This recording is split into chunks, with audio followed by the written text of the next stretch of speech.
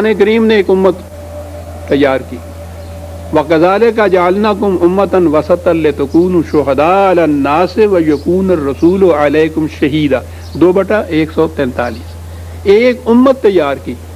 دین مذہب نہیں ہے، مذہب میں کسی امت یا قوم کا تیار کرنا مقصود نہیں ہوتا، ہر فرد انفرادی طور پر مذہب کے جو احکام ہیں ان پہ عمل پیرا ہو سکتا ہے۔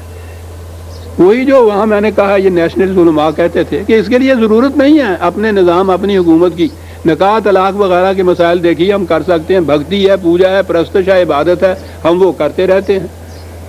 اس کے لیے جماعت تیار کرنے کی، قوم تیار کرنے کی ضرورت نہیں ہے۔ قوم تیار کی اس کے لیے، کاہے کے لیے؟ لشہداء علی الناس، تاکہ وہ باقی اقوام عالم کے اعمال پہ نگاہ رکھے کہ کوئی کسی پہ ظلم ستم تو نہیں کر رکھا۔ اللہ اکبر۔ اور اپنا نظام کیا ہو، وَيَكُونَ الرَّسُولُ عَلَيْكُمْ شَهِيدًا، ان کا جو مرکز، ان کا سربراہ، ان کا منصب، وہ جو ہے سورن اتھارٹی اس نظام کی، وہ تو خیر خدا ہے، اس نظام کا سربراہ مرکز جس نے یہ قائم کیا ہے وہ ان کے اعمال کی نگہداشت کرے کہ کوئی ان میں سے غلط راستے پہ نہیں جا رہا۔ یہ ہے نظام۔ خدا کے احکام و قوانین کو عملاً نافذ کرنا، یہ ہے نظام مصطفیٰ، نظام اسلامی، نظام خداوندی۔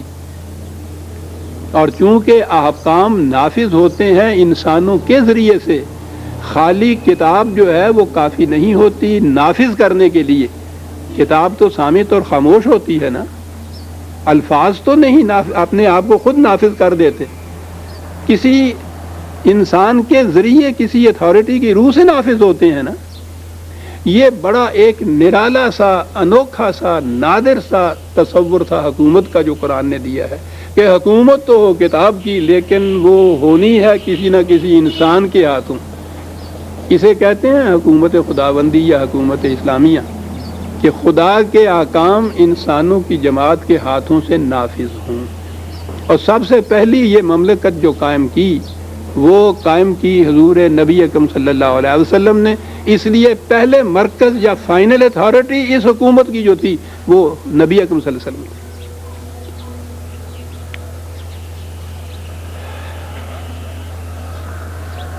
اس نظام کی طرف اب توجہ مبذول کرائی کہ اے رسول ہم نے تمہیں شاہد بنا کے بھیجا، نگران بنا کے بھیجا، اپنی امت کے اوپر نگران، اور اس کے بعد اس امت کا فریضہ کہ پوری انسانیت کے اعمال کے نگران۔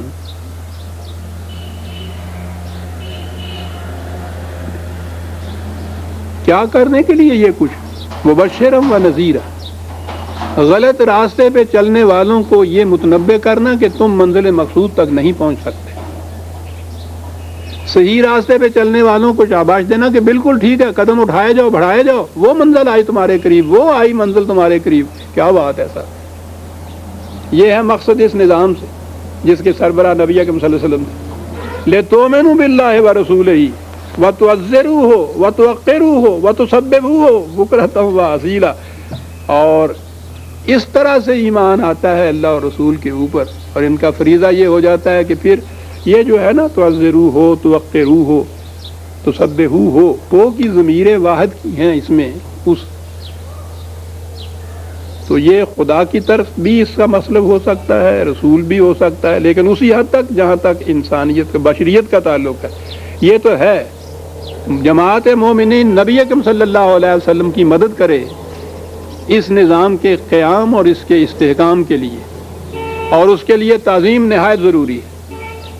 مکینیکلی یہ احکام ماننے کی بات نہیں ہے، خدا کے احکام کو نافذ کرنے والی اتھارٹی کی تعظیم ضروری ہے۔ وقت سبحوہ بکرۃ وَاصیلا، اور یہ جماعت اس کا فریضہ یہ ہے کہ یہ خدا کے بتائے ہوئے مناقص مقاصد کے حصول میں سرگرداں رہتی ہے، صبح شام جسے ہم کہتے ہیں، ہمیشہ رہنے کے معنی میں آتا ہے، یہ محاورہ ہے نا صبح شام کا،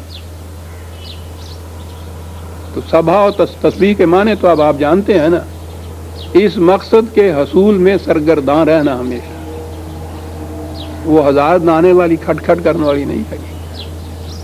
وَأَصِيلًا، اور یہاں آگے بات آئی، وقت تھوڑا سا ہے لیکن میں عرض کاری دوں، میں نے گزارش کیا ہے کہ یہ نئی قسم کی ایک حکومت ہے، اس کا تصور، اس کا انداز، اس کا حیولہ، اس کا پیکر بالکل دنیا سے الگ تھا۔ دنیا کی ہر حکومت، خواہ وہ شخصی ہو، بادشاہت ہو، جمہوریت ہو، آخر میں جا کے فائنل اتھارٹی ایک انسان یا انسانوں کا کوئی گروہ ہوتا ہے۔ ذہن انسانی اس سے بلند تصور ہی نہیں حکومت کا پیدا کر سکا آج تک۔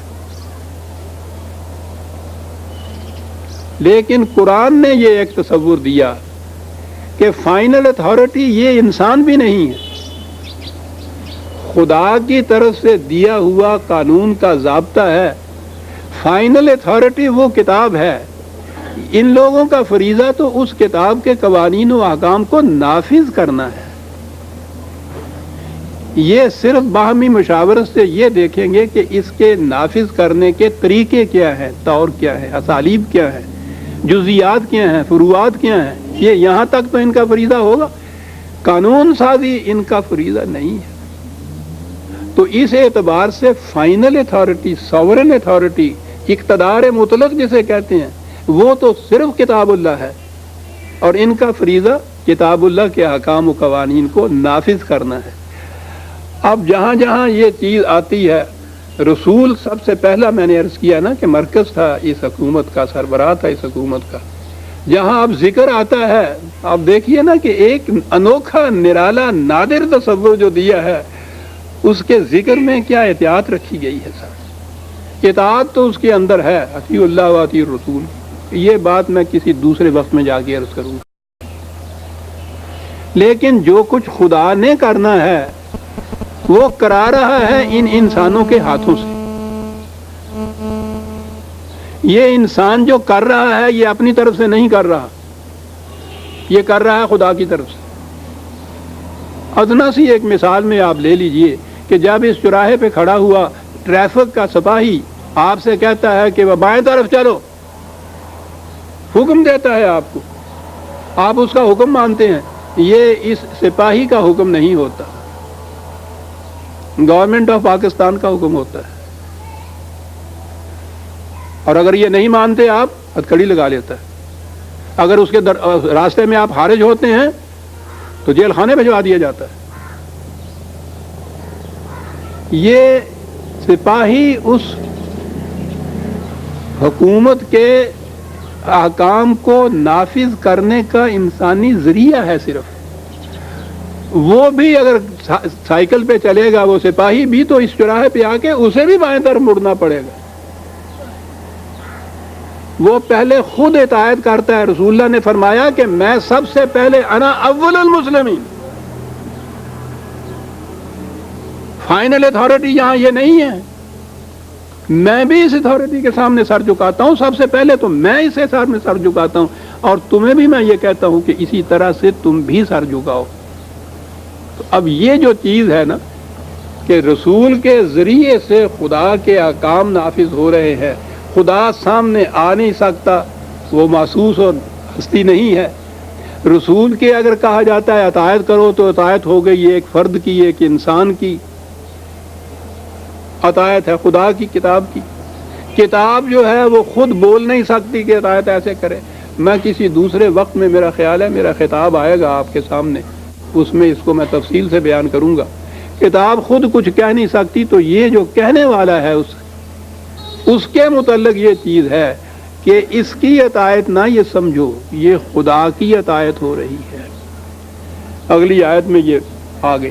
آپ کو معلوم ہے میں نے صلح حدیبیہ کا بتایا تھا، مکے سے باہر جب ایسا وقت نازک آ گیا تھا، ذہن میں یہ آیا تھا کہ یہ قریش مکہ ان کی نیت بد ہو گئی ہے، یہ غالباً ہم پہ حملہ کر دیں گے، اور یہ گئے تھے صرف عمرہ کرنے کے لیے حج پر، تو اس لیے جنگ والی بات نہیں تھی، لیکن نظر آ رہا تھا کہ یہ ایسا کریں گے۔ تو اس وقت نبی اکرم صلی اللہ علیہ وسلم نے، میں نے عرض کیا تھا کہ جسے کہتے ہیں ایمان لانا یا مسلمان ہونا، وہ یہ اتنی بات نہیں ہے کہ وہ ایک مسجد کے امام کے ہاتھ پہ جا کے اس نے کہا اشہد ان لا الہ الا اللہ اور انہوں نے 5-6 کلمے پڑھائے، مسلمان ہو گیا۔ ان اللہ اشتری من المؤمنین انفسهم واموالهم بان لهم الجنہ۔ ایک فرد اپنا جان اور مال خدا کے ہاتھ بیچتا ہے، خدا خریدتا ہے